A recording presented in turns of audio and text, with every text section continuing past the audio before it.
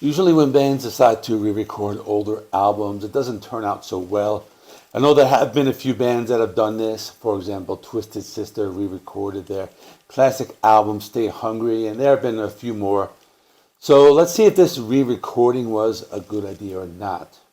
Today's video is about the Cavalera brothers, Max and Igor, who have re-recorded their first two albums with Sepultura under the band name Cavalera Conspiracy. One of the many bands that Max Cavalera is working with at this time. The new recordings, which are being released under the name Cavalera Conspiracy, were just released on July 14th, 2023. The re-recordings were produced by the Cavaleras themselves, with engineering by John Aquilino and mixing and mastered by Arthur Rizk. The artwork for both albums was created by Eliran Kantor. Sorry if I butchered those names. Cavalera said they wanted to record the album to give it like a raw and timeless spirit with the amazing sound of now. They also said that they have included two new tracks on the re-recordings, Burn the Dead on Morbid Visions and Sex the Fiera 13 on Beastial Devastation. First, some background on the Cavaleras and Sepultura. The band was formed in 1984 in Belo Horizonte, Brazil, by brothers Max and Igor Cavalera. The band's early lineup also included Max Cavalera, Igor Cavalera, Jairo Guedes, and Paulo Jr. The band's early sound was influenced by thrash metal bands like Slayer, Creator, and Sodom. Their first two albums, Beastial Devastation and Morbid Visions, were released on the Brazilian independent label Conhumelo Records. The early days of Sepultura were a time of great creativity and innovation. The band helped to define the sound of thrash metal, and they influenced a generation of metal musicians. Their music was raw, aggressive, and uncompromising, and it helped to bring metal to a wider audience. First, let's talk about Morbid Visions. This was the debut studio album by the band Sepultura, released on November 10th, 1986 by Conhumelo Records. It's notable for its satanic themes and imagery, as well as its raw, aggressive sound. The album was recorded in Belo Horizonte, Brazil, and produced by the band themselves. The album's lyrics were written by Max and Igor, who were inspired by bands such as Venom and Celtic Frost. The music is characterized by its fast tempos, heavy riffs, and blast beats. The album also features some death metal elements, such as the use of guttural vocals. The album's influence can be heard in the work of many other metal bands, including Death, Morbid Angel, and Cannibal Corpse. This is also one of the first death metal albums recorded, but that will always be up for debate.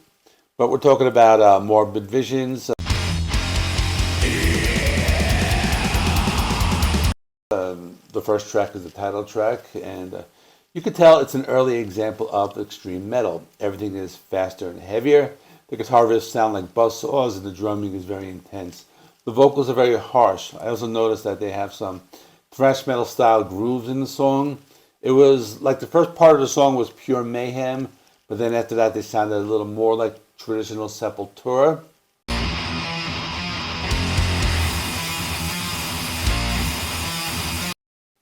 And speaking of mayhem, the second song is called Mayhem.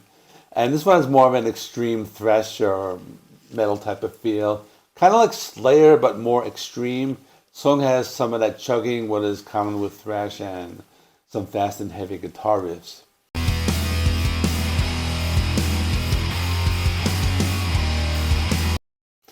Then there's Troops of Doom, and that was a song I knew very well, because the first time I heard Sepultura was when I bought a Best Of compilation CD in the early 2000s, and since then I was a fan.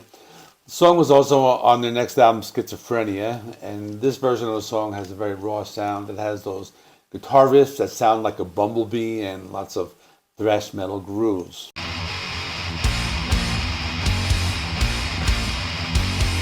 Track 4 is called War. It's a song about war, obviously, and the song is very fast. It's heavy and brutal. They turned up the speed on the song, and Max Cavalera lets out some brutal and aggressive screams. The lyrics give a very wild, vivid, and detailed description of all the horrors of war. The song also has some cool thrash metal style breakdowns and some cool gallop style rhythms. This brings us to the midpoint of the album, and they have a song called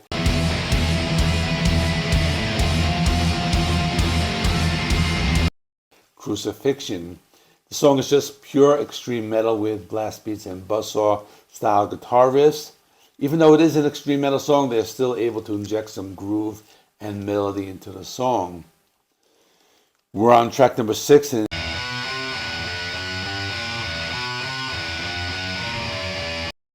that is Show Me the Wrath. It's a pretty cool song. It starts with this chromatic guitar riff that evolves into a very fast and heavy song.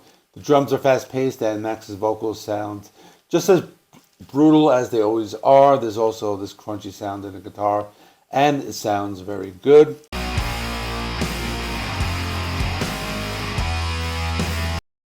Where we move on to Funeral Rites. We're close to the end of the album, and this is the first song where the tempos are slowed down to an almost doom metal pace.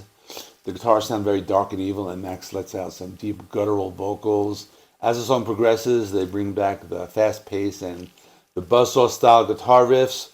The song has different tempo changes going from fast to slow, and they have some mid-paced gallops in the rhythms.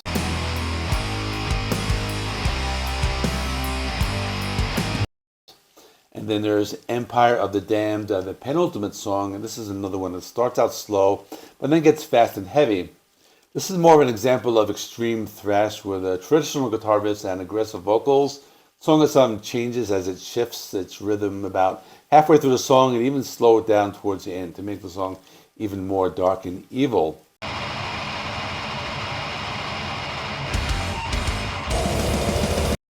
Burn the Dead is the last song, and this is a new song that was written in the style of the album.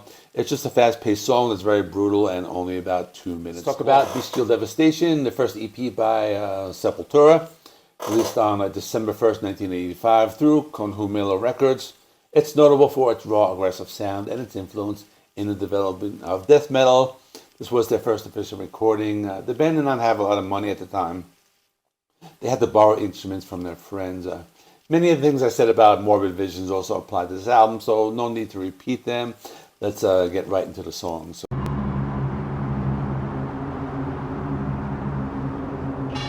it starts with The Curse. It's a short song, it's a little over a minute. It has some demonic voices and sounds of these high winds and sinister clouds. Devastation starts out with the buzzsaw guitars and blast beats. The song has some chugging and an overall dark and evil sound. And Antichrist is a song that's very fast and heavy. I hear some Slayer influence in the song. I know Slayer also had a song with the same title on their debut, but this is not the same song. The original lyrics were written in Portuguese, and they had it translated to English. So if you analyze the lyrics, you can see that the translation was not that great because at the time Max and Igor's English was not very good.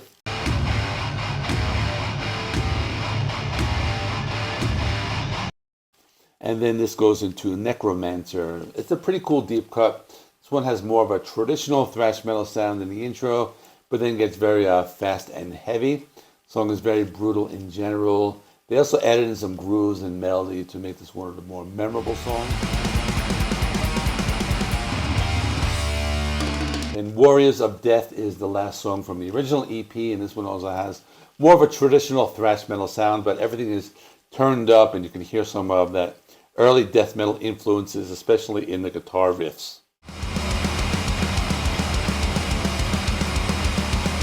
The final song is Sexta Feria 13 or Trece, or however you say it in Portuguese. It's the final song and one of the originals on this short EP. The song is in Portuguese and it translates to Friday the 13th. Now there's one line in the verse that says, Comeca a caca humana.